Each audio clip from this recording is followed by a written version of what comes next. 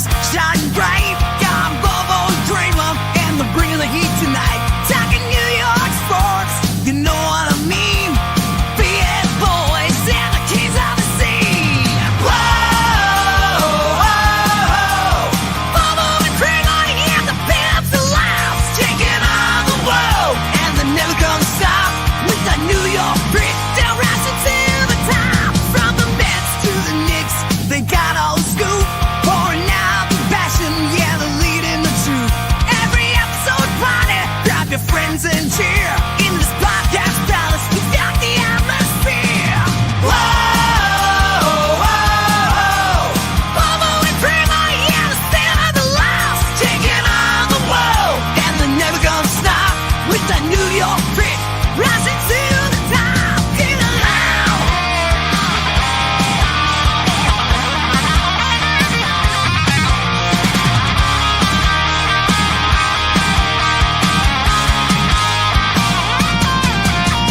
Tune in, turn it up, feel electric sound.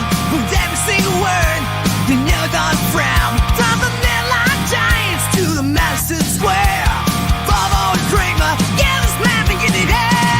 Whoa, whoa, Bobo and Cramer, yeah, the stand up to loud, taking on the world, and they're never gonna stop with the New York grit. They're rising to the top. Get it loud. Yeah, the best in the house is where the legends play. Bobo and Cramer, leading the way. Breaking plastic slides, shout it out loud. And the best in the house, we're rocking the town. And the best in the house, we're rocking the town. And the best in the house, we're rocking the town. And the best in the house, we're rocking the town. And that's right, everybody. Welcome back once again to another edition of the Best Seat in the House podcast. As always, I'm your host, Rob Kramer, joined by the great Daniel Bobo Carlin. And Dan, how you doing today, buddy? I'm doing fine. I'm getting ready for the playoffs. I'm for the game tonight, and just to really remind people of Chicago what real pizza is, I got a couple of I'm eating some slices of New York pizza from Rose's in my neighborhood. Had to pick up some slices of New York pizza just to remind some of these people in Chicago what real pizza is. Not that shit that's oversized bread with pizza ingredients or whatever that is, or whatever the heck that other version of that stuff you call pizza is. I don't know. That stuff isn't even pizza. We got the real pizza right here in the five boroughs, as Laszlo from What We Do in the Shadows would pronounce it, New York City. That's me trying to do an impression of Laszlo from What We Do in the Shadows. That's right, man. And hey, it's we definitely got a big one here against Chicago, and as the Cubs fans lovingly refer to us as the New York's version of the White Sox, which, by the way, you could take it and shove it, Chicago Cubs, because the last time I don't remember the White Sox sweeping you in the NLCS. Correct me if I'm wrong, Dan, but I don't believe the Chicago White Sox ever swept the Chicago Cubs right out of the fucking playoffs and kicked their ass to the curb, which the New York Mets did, right? Yep, exactly. Which, by the way, yours truly was at game 2. And I just find it even more hilarious that the MVP of that NLCS, his name was Daniel Murphy. And notice the way I said Murphy. Notice the way I said it. That's right. The goat, as a nod to what the name of that Billy Goat's name was, Murphy. Very true. Very true. So the Billy Goat named Murphy came back to bite them in the ass all those years ago, and then the second baseman named Murphy bit them in the ass in the NLCS 10 years ago.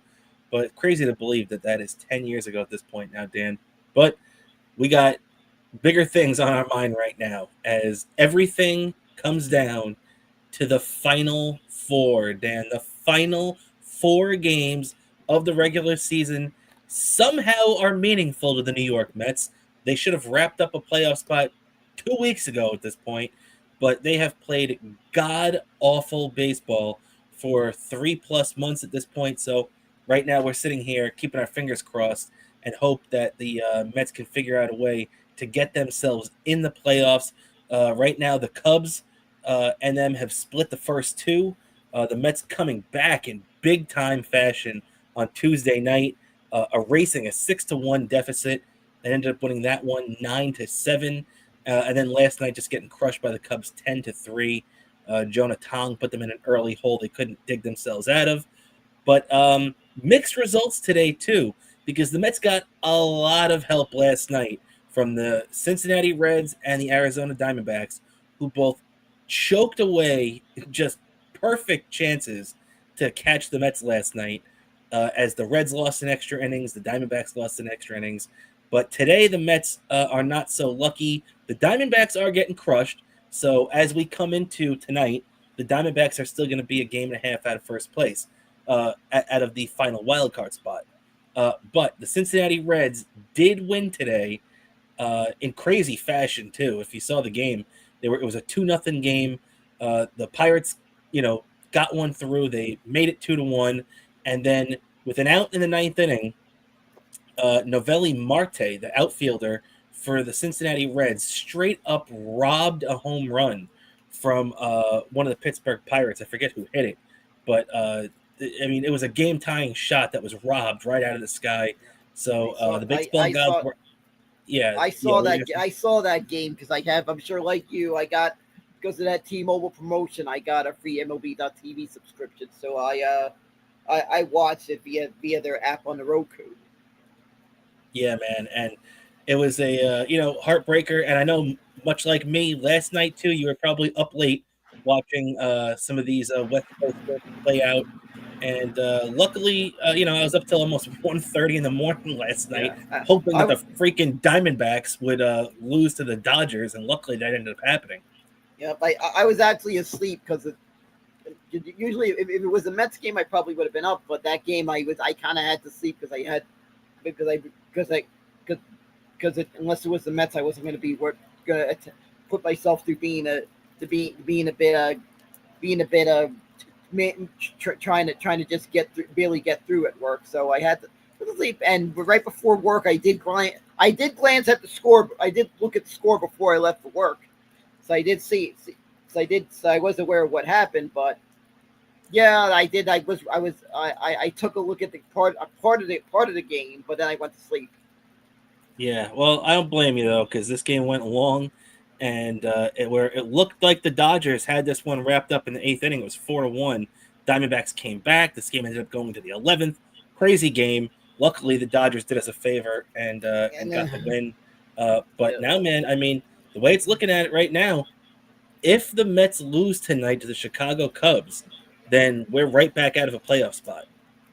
After the Mets lost on Sunday, they were officially out of a playoff spot for the first time since they were 2-3 in the first week of April.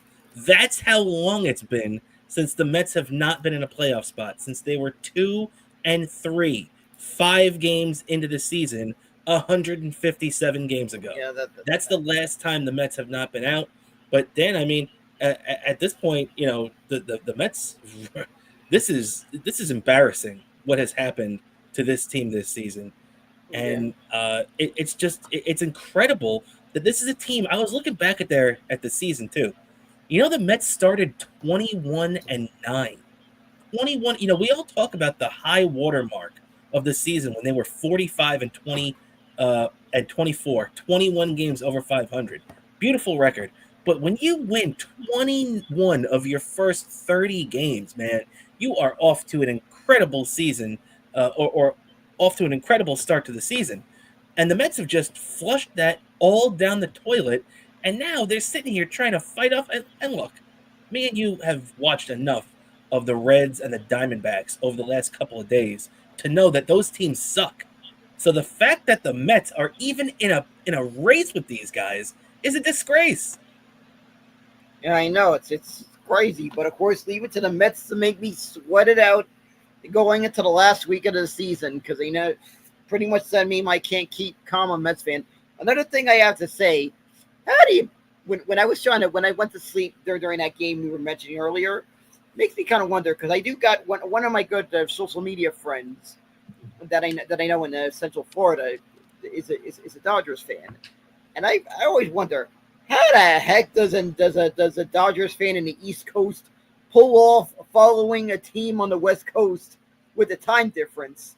They must have to spend quite a bit of money on coffee at the supermarket to do that. To be for someone on the East Coast to be a fan on the West Coast, that's gotta be a challenge. Just because of the time, because of the time difference. I know it's a little bit. Surprisingly, it's the opposite with someone on the East Coast. That you kind of, I mean, on the West Coast, who's a fan of the East Coast? Because I know someone. I got to say hi to, someone like our good buddy who's always you always see him on the East Side Dave show, Jermaine Lazier. I have to say hi to him over on the West Coast. Met's a huge Met fan out on the West Coast. And baby. Yep, he has the opposite. He doesn't have to stay up late to watch a Met game because of the time difference. Because usually those 7:00 games are 4:00 their time, and I think the 1:00 games are like, what are they like, the 9:00 their time? The 10 a.m. start. Yeah, they're like 10 a.m. So you're watching that while eating breakfast, and I guess I'm not sure. I think the 4:00, that's like 4:00 games. Those are like noon for him. So it's like eating lunch while watching the games. But either way, he's not. People Met fans in the West Coast like him don't have to stay up late. It's the opposite of what I've said about fans in the East Coast that are fans of a West Coast team. They got to stay up. That's people like Jermaine Lazier. That's the opposite of that. He doesn't have to stay up late being a fan of a fan of a team of the East Coast. Yep. And Dan, I want to get your opinion on this too, because there were a lot of Met fans that were upset about this yesterday, and I don't really get why. It's almost like they don't understand how baseball works. But let me ask you this. So there were a lot of Met fans that were angry that Carlos Mendoza used Sean Manaea and Clay Holmes out of the bullpen yesterday. What did you think of that? Because it made perfect sense to me, because a lot of these Met fans were upset that they thought that this was going to affect Manaea and Holmes' availability for, Sunday, potentially to close the season out if the Mets need that game to get in. So, but what these Met fans don't understand is that yesterday was Manaea and Clay Holmes' throw day.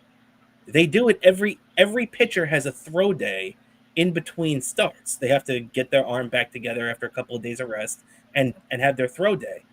All they did was have their throw day during the game.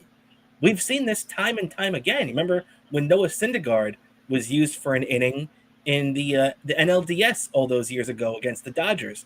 He came out and he threw that great 8th inning. That was because that was his throw day. They allowed him to throw one inning. Now, on a guy's throw day, you're not going to have him throw more than one inning. Yeah, exactly. And another example, I think the last game of the regular season when Syndergaard was pitching in the NL wild card game against the San Francisco Giants, which unfortunately that outcome didn't go as he wanted. I remember Syndergaard, I think, pitched one inning, I think, if I remember correctly. Yeah, I think you're right, too. And because it was his throw day. So that's why I think a lot of these fans were really, really upset about it. I was watching the Rico Bronya with Evan Roberts last night, and which, by the way, if you're a Mets fan and you love this kind of content, go check out Evan Roberts, because they're doing a show every game for after every Mets game for the rest of the season until the Mets make the playoffs. So check that out. Always a lot of fun. But I was reading these emails, and it just seems like a lot of these guys just didn't realize that it was his throw day. Yeah, exactly. Also, another thing, speaking of Spungas, I noticed something, and one of my friends was talking about this, and I noticed this. If you want a hilarious listen, every time you got to do this at a specific time. Whenever the Mets hand the Phillies an epic beating, right after the Mets have handed the Phillies that epic beating, go online and listen to any sports talk station from Philly, and it is hilarious. seeing them cry and bitch about it. It is just hilarious. Yeah, I can't enjoy it that much right now, knowing that the last time the Mets faced the Phillies, we got our face kicked in a 4-game series. So, but you are correct. It is very funny to watch those Philly fans squirm after a tough series, especially after we took the NLDS from them last year in the only playoff series our teams have ever played. So you gotta love that. Yep, even the host act like that, and it's just fucking hilarious, and I hope that happens again if we get that far to the NLDS. I just hope that happens, and I'll be able to hear that comedy gold. Hear that because it's just fucking hilarious. All right, so also Dan too. Last night, immediate dividends being paid as we saw a great throw to home plate from Tyrone Taylor, who was activated off the IL last night. Obviously, his bat sucks, but he's very, very good defensively. Jose Siri DFA'd. What a joke Jose Siri was. Thank God he's off this team. That guy stunk. And everybody talked how good about his defense was. His defense didn't impress me either. Tyrone Taylor is a much better defensive center fielder than Jose Siri. So see you later, Jose Siri. Maybe we'll cross paths another time. Yeah, exactly. Probably. I don't even know what the heck that big nose David Stearns was thinking. I don't know what the heck he was thinking.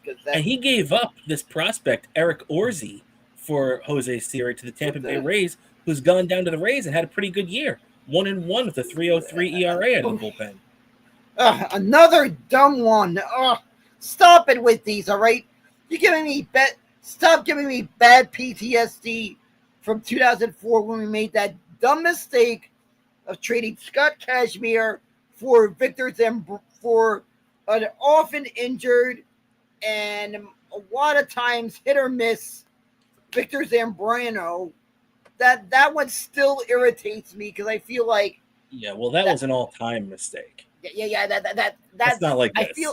I feel like if we didn't trade Victor Zambrano, if we didn't trade Scott Kazmir, I feel like he could have played a big factor. Maybe the outcome of the 2006 season might have been different because that would have been a great pitcher to have had on that. Imagine his 2026 as part of the 2006 Mets.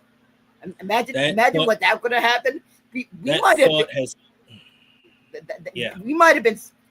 might be reminiscing about a championship season if that happened. Yeah, that thought has haunted me for 20 years. You're definitely right about that, though. But yeah, so the Mets get rid of Siri. He's out the door, and he's not coming back. He got DFA'd, so he's gone. Another option, too, from the Mets starters, too, is that we heard Kodai Senga is basically done this year. And as a matter of fact, Kodai Senga might have already made his last start in a Mets uniform because they were talking to Carlos Mendoza. And Carlos Mendoza is usually a pretty positive guy. He usually tries to put a positive spin on everything. And they asked him, and he flat out said that Kodai Senga's bullpen was bad. His fastball didn't have any life on it. His mechanics were all out of whack. His velocity was down to about 93 miles per hour. So, Kodai Senga is not even an option at this point.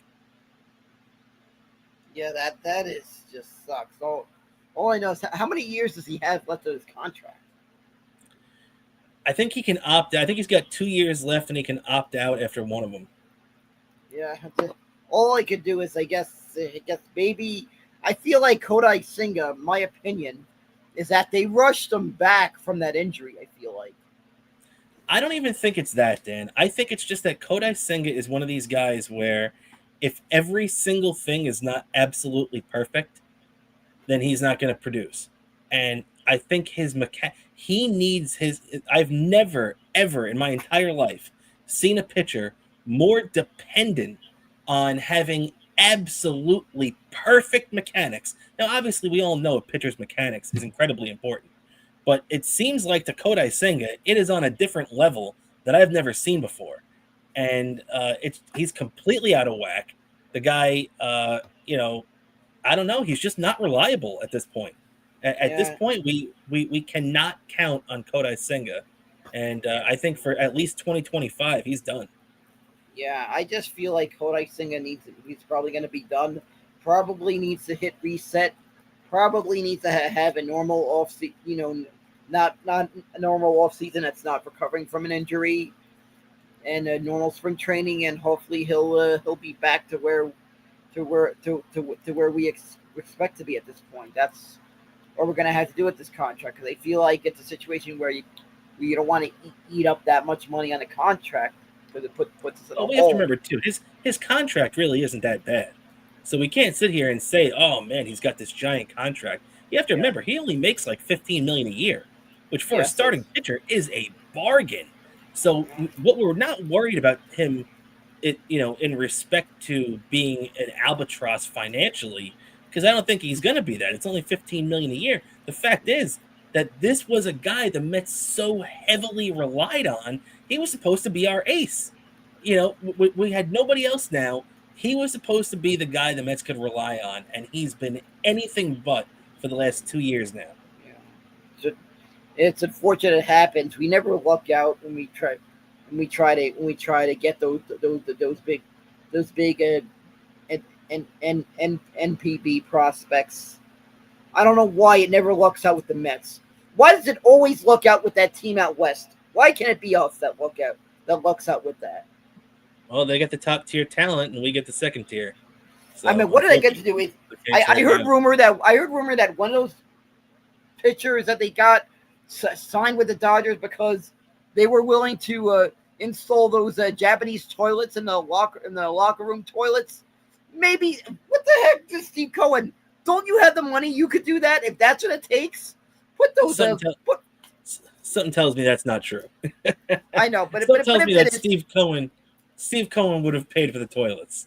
yeah, he would have. But I guess now that he knows that, maybe try doing that during the off season, putting those things. But by the way, those things are great. I tried one of them out because they had when a Chip Chipperson podcast used to be a thing. The last couple of years, they were filming it at the Gas Digital Studio. They have one of those toilets in their bathroom. I tried it out. Nice. It's a pretty good product. I see why the Japanese love these things. And of course, by the way, the instructions on the buttons were in English, but I see why they love these toilets. I see why they love these toilets and why that character from South Park went out of his way to import one. I think maybe I should consider importing one of these things if I get a better house. That's right. Also, Dan, a couple of last things on the Mets now before we move along. Is that Ryan Helsley? Me and you have rightfully criticized Ryan Helsley a lot. This guy deserves all the the ridicule that he's gotten, but I want to be fair, Dan, because Ryan Helsley deserves credit. Not only did Yeah. he save the Mets bullpen last night by throwing 2 innings and actually looking good, Ryan Helsley now has thrown 5 consecutive scoreless appearances over 6 innings, including the 2 innings he threw last night. So the last 6 innings that Ryan Helsley have thrown as a Met, he has not allowed a run, and during that span has only allowed 2 hits. So, do I have full confidence in him yet? No. Is he back in the quote-unquote circle of trust yet? No. But Ryan Helsley is an option again. And Yeah, and if the Mets can get him to turn it around, get this thing going, Dan, he could be a big weapon in the playoffs if he figures it out.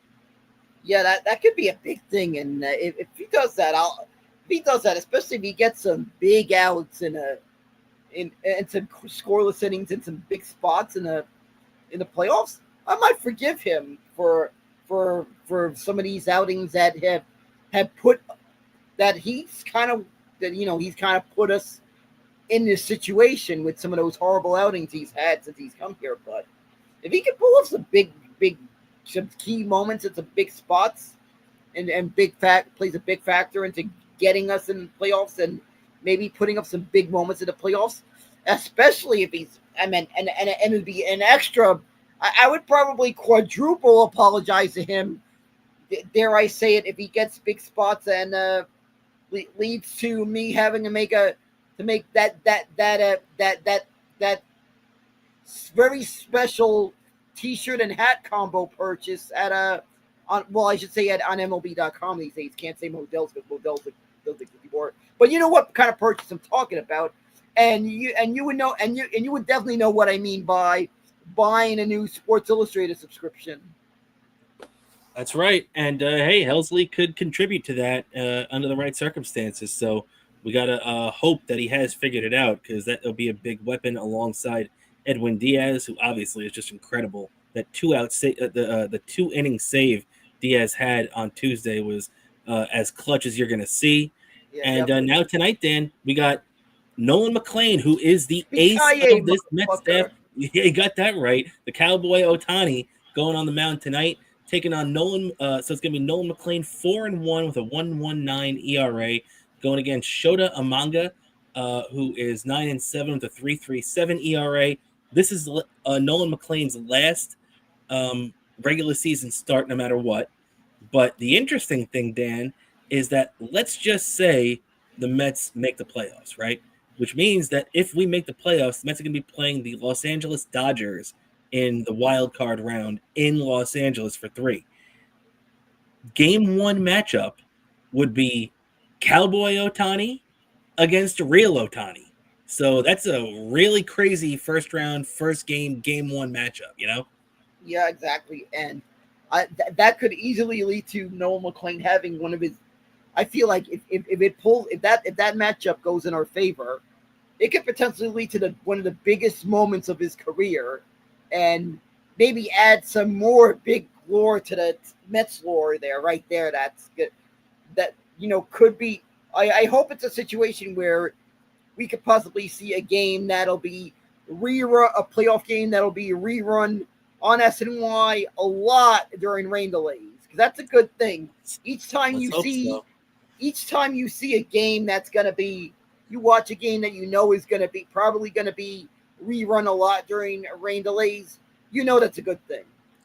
That's right. And first pitch is about a little bit less than a half hour away, so can't wait for that over there. Also, one last little note, then, is that it looks like the Texas Rangers and Bruce Bochy, who just won the World Series from 2 years ago, is going to be possibly out. Now, I got to ask you this.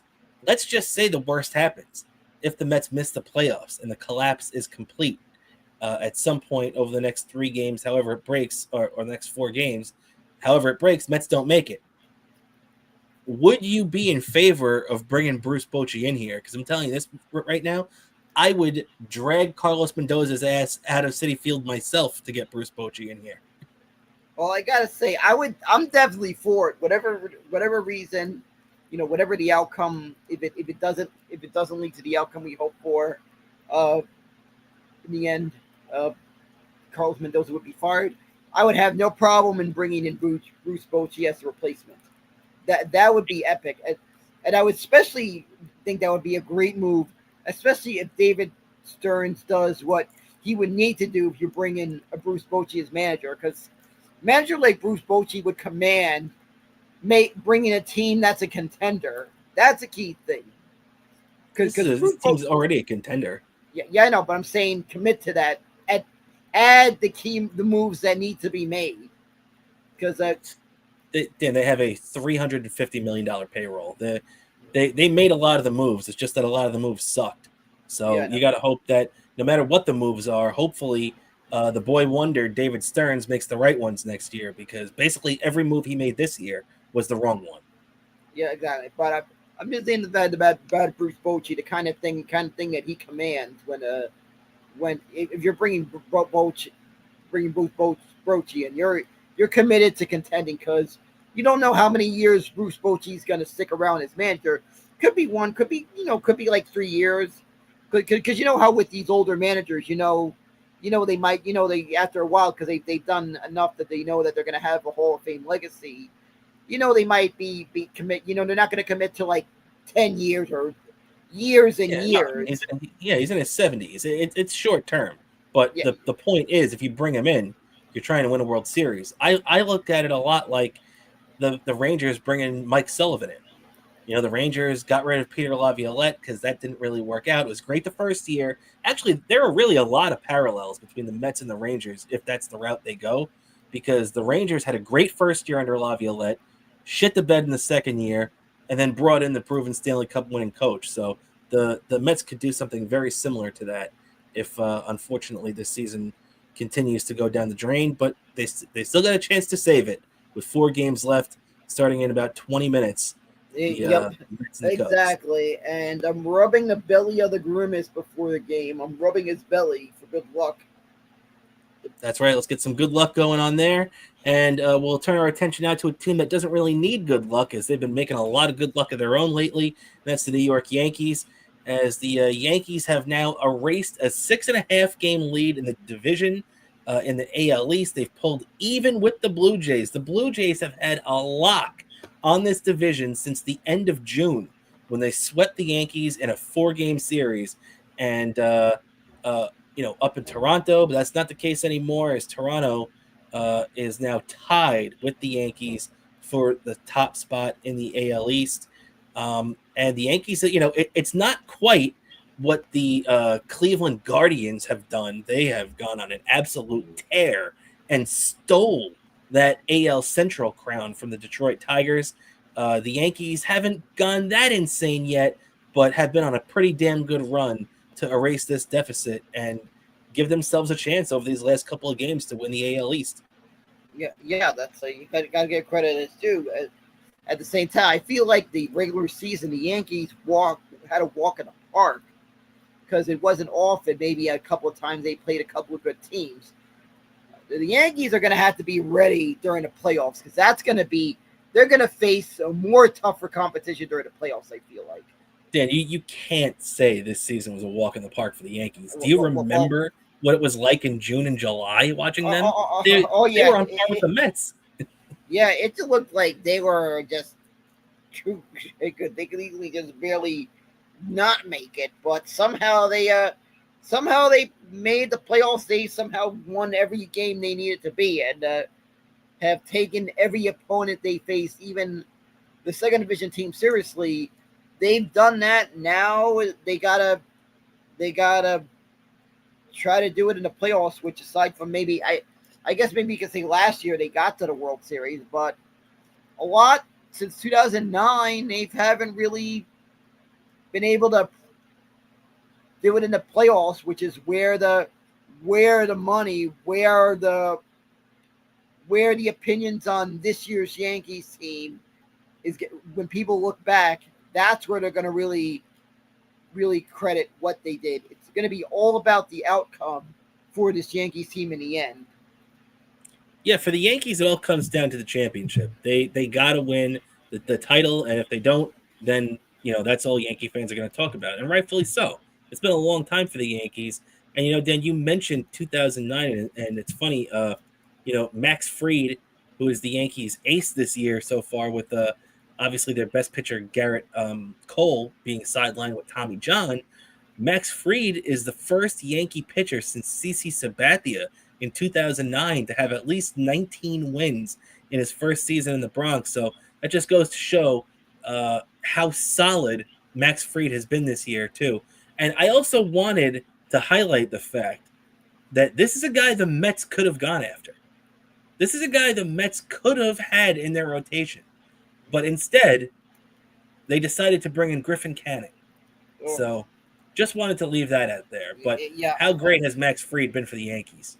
Well, I say he's been great. I mean, it makes me wish that David Stearns wasn't so cheap when it comes to pitching, because I kept saying that this was the pitcher they needed to go after during the season.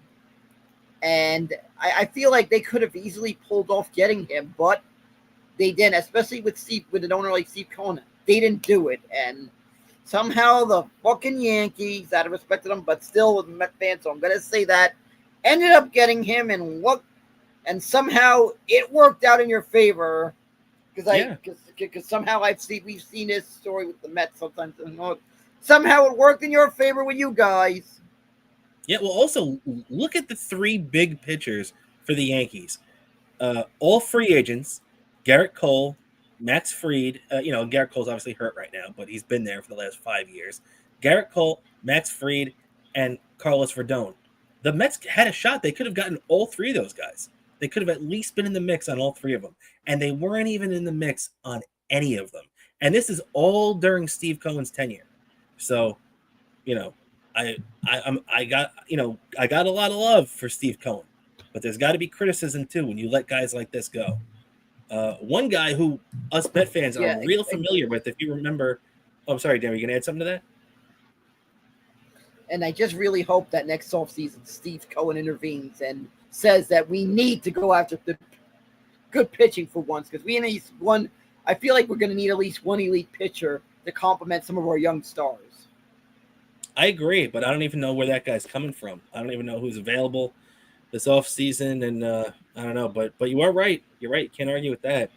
But as I was saying, though, there's a guy that Met fans are real familiar with who's been real key for the Yankees this year, and that's Trent Grisham.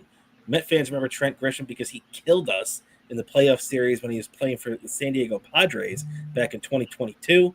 But Trent Grisham has 34 home runs for the Yankees this year. He has been so good for this team. He has had so many big hits. And this guy, he's not going to get any MVP votes. Obviously, he's not going to be anybody's favorite Yankee with Aaron Judge over there and so many of the other guys.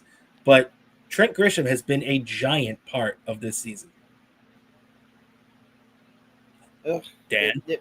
Yeah, I got to give credit. I got to give credit to Trent Grisham for being a big part of the Yankee season, even though he does give me Mets fan PTSD of one of the worst playoff games I saw in person as a Mets fan. No, you could say playoff series. He destroyed the Mets series in all three of those games. Yeah, right. I know you were referencing the one game too, but he killed the Mets the whole freaking series. Yeah, I know. That's freaking annoys me. He's seeing that, hearing that. I almost boo him to the level, not quite the level, but maybe slightly less than I do when I would always boo every member of the 2006 Cardinal when they were in a game. Like remember that story I told you I told you once I was in Cleveland and I just attended a game between the then Cleveland Indians and the Anaheim Angels, and some Indians fans were wondering why I was mercilessly booing Albert Pujols, and I had to explain to them the 2006 NLCS was the reason why I was mercilessly booing Albert Pujols when he was on the Angels back then. Yep, and it's true. It's true. And Dan, so now tonight, too, we don't have any 2006 Cardinals in this matchup, but a pretty bad White Sox team in the Bronx. They got Davis Martin going 7-10 with a 4.03 ERA, going against Carlos Rodon, one of those great free agent starters the Yankees have signed. Look at those numbers: 17-9, 3.04 ERA. Boy, it'd be real nice to have that in our rotation this year. But hell of a job he's done for the Yankees. You got to give him credit, even though the Mets did smack him in the one game we played him this year. It's a giant game for them tonight. Yeah, I have a feeling. Yeah, I just have a weird feeling this is going to be a 5-3 Yankees win. Just looks like it. Just as a non-Yankee fan, it just looks like that's going to be the score. If I was to place a bet, I'd go 5-3. I definitely think that's a good bet, no doubt about it. And so the Yankees wrap that series tonight with the White Sox, and then this weekend it's Yankees and Orioles. While the Yankees will actually be wearing their Red Sox hats for the first time in a long time because it's Boston and Toronto. So the Yankees have a 2-game lead over the Red Sox, but you definitely want them to beat the Blue Jays this weekend so they can take the division. So big weekend there for the AL East matchups. But Dan, before we move on to some football, I did want to get your opinion on this. How crazy has this Cal Raleigh season been in Seattle? This guy is a catcher, and he's hit 60 home runs this year. It's absolutely insane what he's done. I still am torn. A lot of people are saying he should win the MVP. I still think that Aaron Judge, he missed some time, but the guy has still had an incredible season. And Aaron Judge is basically better than Cal Raleigh in literally every single statistic. except for home runs. And Cal Raleigh also has only hit about 220 over the last 3 months. However, I do want to give Cal Raleigh a lot of credit, man. 60 home runs. Whoever would have thought that we would live in a world where a catcher hits 60 home runs? That I have to say that is wild. Though I have to give credit where credit is due. That is he is Seattle fans. You guys have a beast of a hitter, and I think you guys are gonna have to figure out something with the fact that he's a catcher because catchers take a lot of bumps and bruises, and sometimes our injury risk is too good of a hitter to leave at catcher for almost the bulk of his career. That you're gonna have to figure out if there's another position you play. Probably gonna move him. Probably gonna have to move him to DH, like you've probably been doing a lot of times. He isn't catching. He's been DHing. You're gonna have to figure that out if he could play another position next spring training. Yeah, you're absolutely right about that. But luckily, too, they got the DH, so they can mitigate it a little bit. But you're right, that catching will take a lot out of you, and that's probably why he's hit 220 over the last 3 months. So, but still, even with that, 60 home runs, absolutely incredible. Congratulations to Cal Raleigh. All right, let's wrap this thing up now with some football, Dan. We'll start off with the Giants, who lost on Sunday Night Football to the Chiefs, 22-9. That was a rough game. You know, obviously Russell Wilson had what looks to be his final start as a Giant after the incredible game he gave Giant fans on in Dallas in Week 2. Unfortunately, he couldn't replicate that, anything close to it. And the Chiefs really had their way with the Giants offense this past Sunday night. But, that opens up a new era. We'll talk about that in a sec. But, Dan, what do you think about this game on Sunday? I just feel like this game, the defense for a little bit was keeping us in it. But what I really feel like what happened was, once again, the offense wasn't able to sustain drives, and Russell Wilson gave up too many interceptions at too many key spots when we looked like we were getting a rally going, and that's a recipe for a loss like this, unfortunately. And I'm surprised it turned out like this. And for earlier in the season, I was not so confident about our offensive line, putting in Jackson Dart there the next start. Now I kind of feel a bit more confident in this offensive line that they can do the job in protecting the quarterback and giving Jackson Dart a chance to maybe not take too many hits, like what's been happening the past couple of years with quarterbacks on this team. Another thing I got to say about the game, about last weekend's game, why the fuck did the Giants not have enough depth at kickers? Why did they bring back a Graham Gano, which he looks like he's on his last legs? I mean, he looks like he's aging pretty quick for a kicker. Like he's had the injuries have taken a toll with him. That is another recipe to have terrible scoreless drives when you don't have a kicker. Yeah, you're right about that. And Graham Gano, to your point, did not practice again. So the Giants kicking game is once again in a state of flux. So who knows what the heck is going to be going on with that. But to the big point that you made, though, Dan, yeah, it's interesting that the Giants this early made the switch to rookie quarterback Jackson Dart. You know, we all compared this to the Kurt Warner, Eli Manning situation from 2004, but that happened after the Giants started 6-4. So that handoff didn't even happen until week 11. The Giants are making the handoff this time around in week 4. But to your point, though, I think we saw a Giants offensive line play much better this past week. Not that it's going to hold up all the time, but I think especially the addition of left tackle Andrew, what's his name? Andrew Thomas, I think, right? Andrew Thomas, the Giants left tackle, is finally healthy. So the Giants have him out there, and you need that, especially for a quarterback like that, where he can have his blind side protected by the big man that is on the offensive line. So that worked out perfect for the Giants. Yes, I feel like it'll work out perfect for the Giants, and we'll see what happens. I know tomorrow there's going to be a lot of DVR action because I'm going to have to record this game because it might be bleeding into game 162 of the MLB season for the Mets. So there's going to be a lot of DVR action tomorrow, especially with that on the same time as the NASCAR going on at the same time. So I'll be DVRing that. The one good thing about week 4 of the NFL is that I'll be able to analyze the Jets game a little bit better because it's an awful highlights because the Jets game is going to fall on a Monday and there's going to be no Mets game on Monday. The Mets will have an off day assuming they make the playoffs. They'll have an off day. I'll be able to better analyze that game on that day that the Mets would have off if they get to the playoffs. That's a good point. So no doubt about it. And the Giants, like you said, made the switch to Jackson Dart. Also on the injury report this week for the Giants is Malik Neighbors. Had a banged up shoulder, but luckily Brian Daboll said he'll be okay. He was limited in practice, but I don't think the Giants expect him to miss any time. And that's definitely something that you need to hear. Yeah, exactly. Tis but a scratch. Exactly. Just a flesh wound. So and luckily not even that.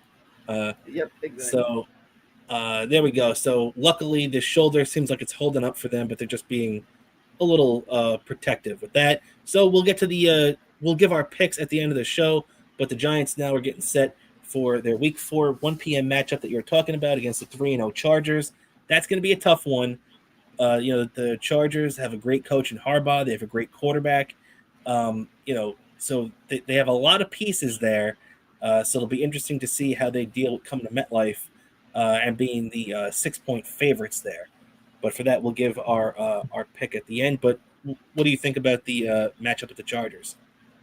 I feel like this one, the Giants could win this. I'm thinking maybe 23-17 Giants. All right, well, I guess you blew it, but either way, we'll see because you do have it as 6 right now. So let's see if you get the Giants covering, but we'll figure that out at the end. Last thing, real quick, we'll talk about the Jets and the Jets. Man, I mean, typical Jets, typical Jets. They're losing 23-6. They're getting blown out through 3 quarters. This team has shown no life. Then all of a sudden, Tyrod Taylor leads them down for 2 touchdowns. They block a field goal, bring that back for a touchdown. They take a 27-26 lead with 1:50 left on the clock, and in typical New York Jets fashion. Now let me tell everybody. I was talking about this on our Patreon show this past Monday when we did it following the Giants game, and the way I could describe it was, I, along with I'm sure many other Jet fans, as soon as I looked down and I saw there was 1:50 left on the clock, I knew there was no way the Jets were going to win that game. I knew the defense was going to choke it out, and I don't know what's happened. This defense went from being one of the best defenses in football a year or two ago, and then with not many people leaving, I mean, it was the same last year with DJ Reed. People could say, oh, DJ Reed's not there anymore. Well, he was there last year, and they still sucked. They blew 7 leads in the final minute of the game. The defense sucked last year too, even with Salah and even with Ulbrich and those guys there. So they still sucked last year. This turn started on Salah's watch, and now it's continuing under Aaron Glenn. So with 1:50 left on the clock, not for 1 second did I believe the New York Jets were going to win this game. I thought that Baker was going to drive him down the field and kick a field goal, and that's exactly what happened. Jets lost 29-27. They did, however, manage to screw me. I would have had a 3-0 perfect week in our picks if the Jets did not come back. Hey, I was happy to be wrong if the Jets won the game, but it pisses me off when they still lost and cost me a win. But, whatever. There are bigger things to worry about right now as the Jets do. But what did you think about this, Dan? Well, for one thing, when I was looking at the score of this game, I was at the Met game, and they gave an update on the score. And when I saw that moment that they showed in between innings, they showed the highlights when the Jets from a recovery for the touchdown. I said, Oh, what did I say? Jet fans? Any Jet fans here? Do not celebrate yet, Ahmed. Do not calm down yet, because you might.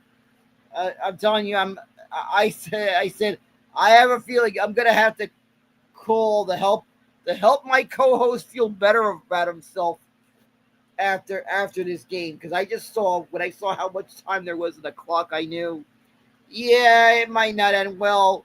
Kramer's TV might not survive. So I knew it was going to be a disaster for you guys. My TV survived, but only because not for 1 second did I think the Jets were going to hold that lead. If I had actually believed, I might have been a little bit more angry, but I didn't. But as the Mets and the Cubs are officially underway, we'll keep our eye on that game as that goes on. But yeah, just to keep it rolling on the Jets here, Dan. They dropped that game. They lose to They now fall to 0-3 on the season. The fourth time in 7 seasons the Jets have started the year 0-4. Absolutely mind-numbingly awful. Thank you, Woody Johnson. We appreciate you, Ambassador Johnson. Thank you so much for bestowing this dog shit team upon us. We appreciate it. Um, also, to the great head coach that he picked, Aaron Glenn, the modern day 0-3 Bill Parcells. Aaron Glenn doesn't want to hear the same old Jets mantra, but I'm sorry, Aaron, I want to like you. You were one of my favorite cornerbacks that played for the Jets, but until you start winning some freaking games, you're gonna be the same old Jets. What do you expect, right? Yeah, exactly. It's a disaster. Still, it's the same old Jets that you've been dealing with for years, and until they prove you wrong, it's turning out like that. And right now, it doesn't even look like the Jets are pulling off even making progress, at least getting close to even close to being the playoffs, like maybe missing it by a game or two.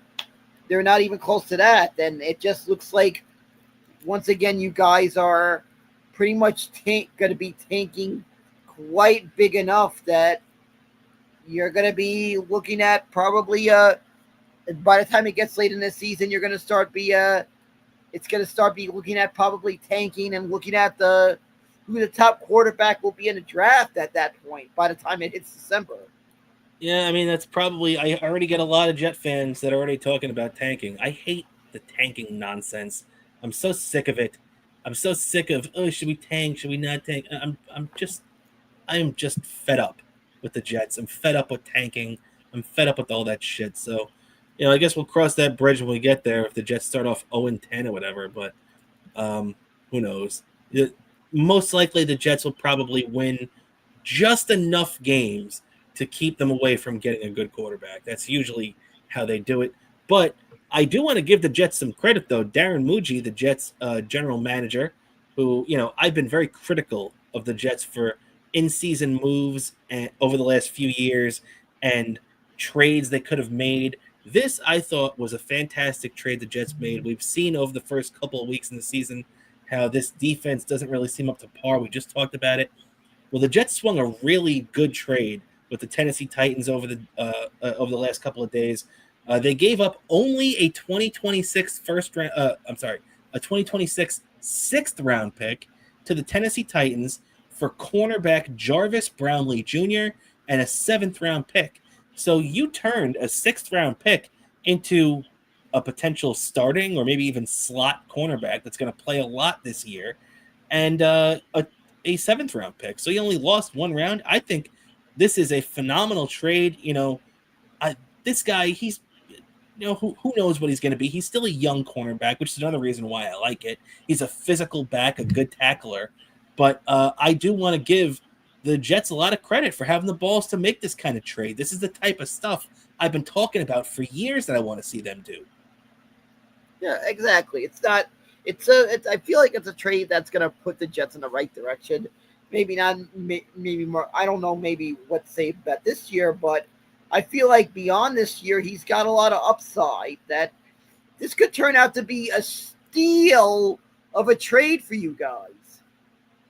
It could be. It could be. I mean, if this guy turns into a starter, I mean, hell, you can't argue getting a starter for a sixth-round pick. So definitely big credit to the Jets on that. And last thing of the Jets before we move on is quarterback Justin Fields, who's dealing with a concussion, practiced for the first time since his injury, and he will play Monday at Miami if he's cleared from concussion protocol.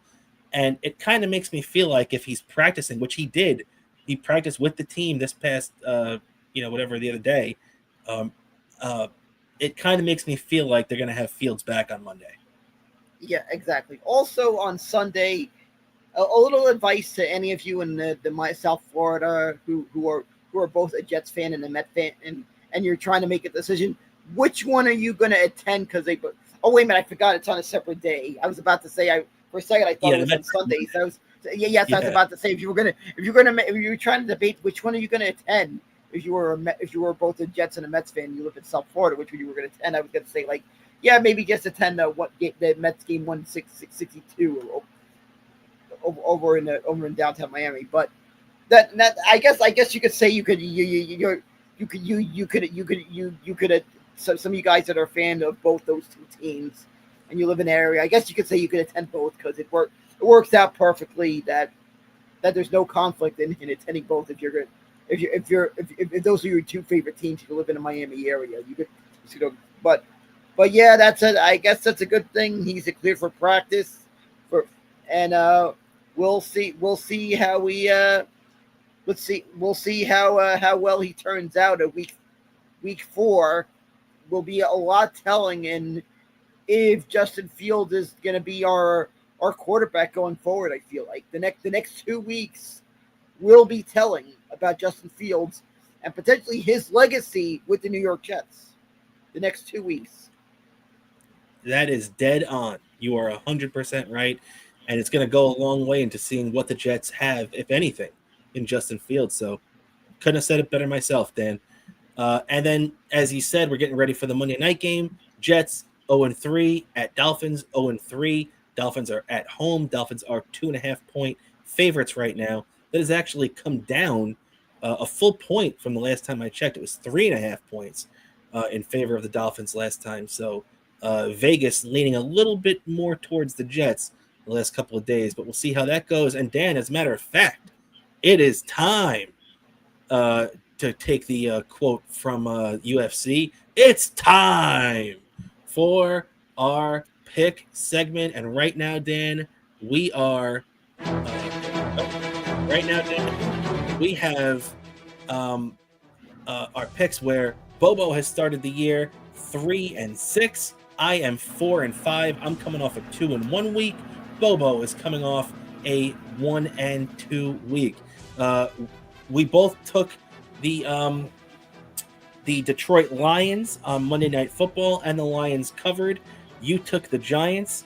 I took the